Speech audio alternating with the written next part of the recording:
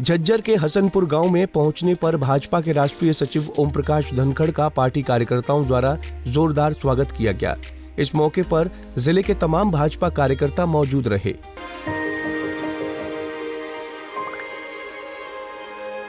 मिलके हम पंजाब को रंगला पंजाब बनाएंगे और बिजली के मामले में पंजाब को सरप्लस बनाएंगे। 24 घंटे बिजली रहिंदी है जी, कोई दिक्कत नहीं बिजली दी सानू। गरीबां दा जिउण दा स्तर जिहड़ा जीवन ਉੱਚਾ ਪੱਧਰ ਦਾ ਕਿਵੇਂ ਚੱਕ ਸਕਦੇ ਹਾਂ, ਇਹ ਸਾਡੀਆਂ ਪ੍ਰਾਇੋਰਟੀਜ਼ ਨੇ। ਮੇਰੇ ਤੇ ਯਕੀਨ ਤੁਸੀਂ ਕੀਤਾ ਤਾਂ ਯਕੀਨ ਰੱਖਿਓ, ਮੈਂ ਤੁਹਾਡਾ ਯਕੀਨ ਕਦੇ ਟੁੱਟਣ ਨਹੀਂ ਦਊਂਗਾ। बीजेपी के राष्ट्रीय सचिव ने पहले भाजपा कार्यकर्ताओं से मुलाकात की, फिर गांव के मंदिर में सफाई अभियान चलाया और खुद भी अपने हाथों से मंदिर की साफ सफाई की। वहीं ओम प्रकाश धनखड़ ने कांग्रेस पर निशाना साधते हुए कहा कि पिछले पौने 10 सालों में भाजपा ने देश को बदल दिया है। ये पीएम मोदी का बदला हुआ भारत है, जिसमें कश्मीर से धारा 370 को हटा दिया गया, 3 तलाक का कानून खत्म कर दिया गया और अयोध्या में भगवान श्री राम का भव्य मंदिर बन गया। वहीं कांग्रेस के राज में स्कूलों में ग से गधा पढ़ाया जाता था, कांग्रेस ने ग से गणेश क्यों नहीं पढ़ाया? कांग्रेस ने सिर्फ देश की समृद्धि संस्कृति को पीछे धकेलने का काम किया है। देखिए, श्री राम के मंदिर की प्राण प्रतिष्ठा का उल्लास गांव-गांव तक, घर-घर तक पहुंच रहा है।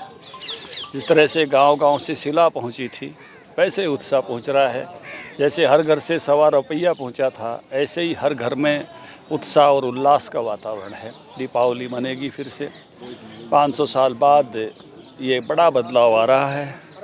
नहीं तो कुछ ऐसा देश बनाने की कोशिश की थी कुछ लोगों ने, गए से गणेश जी की बजाय गए से गधा पढ़ाने लगे थे।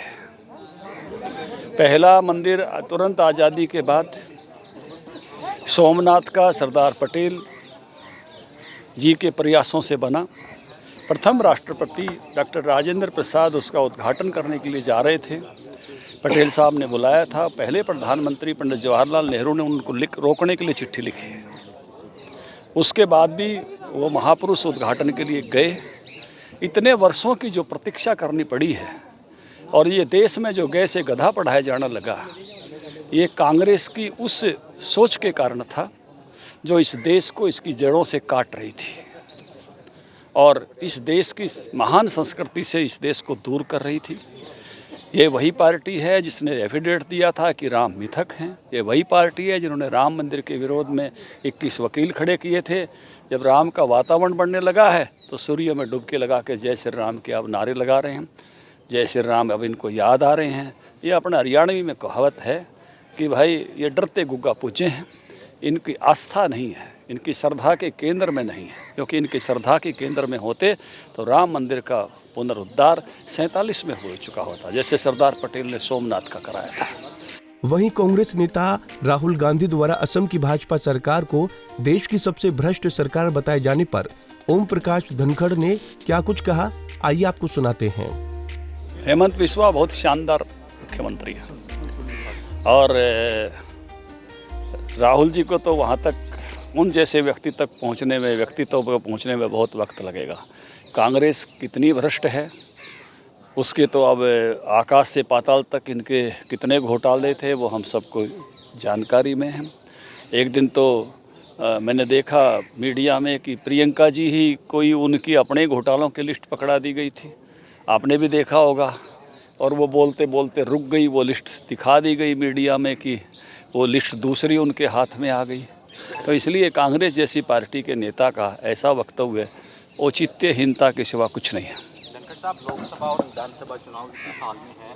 जो राजस्थान और मध्य प्रदेश में जो फॉर्मूला अपनाया गया, जो लोकसभा के सांसद विधानसभा चुनाव लड़ाया गया और लोकसभा में नए चेहरे आएंगे, क्या हरियाणा में भी यही फॉर्मूला रहेगा? देखिए, ये सब फार्मूले तय करना केंद्रीय नेतृत्व का काम है।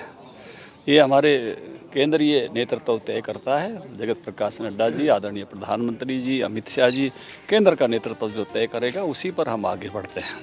वहीं ओम प्रकाश धनखड़ ने यह भी कहा कि कांग्रेस जितनी भ्रष्ट है और उसके कितने घोटाले थे, आकाश से लेकर पाताल तक हमें सभी की जानकारी है। इसलिए वक्त बदल गया है, अब जनता उनके बहकावे में आने वाली नहीं है और आगामी चुनाव उन्हें उनकी स्थिति स्पष्ट रूप से बता देंगे। झज्जर से दिनेश मेहरा, पंजाब केसरी टीवी। हमसे जुड़े रहने के लिए हमारे YouTube चैनल को सब्सक्राइब करें और नई वीडियो की नोटिफिकेशन के लिए बेल आइकॉन को दबाएं। अगर आप ये वीडियो Facebook पर देख रहे हैं तो लाइक जरूर करें और ज्यादा से ज्यादा शेयर करें। धन्यवाद।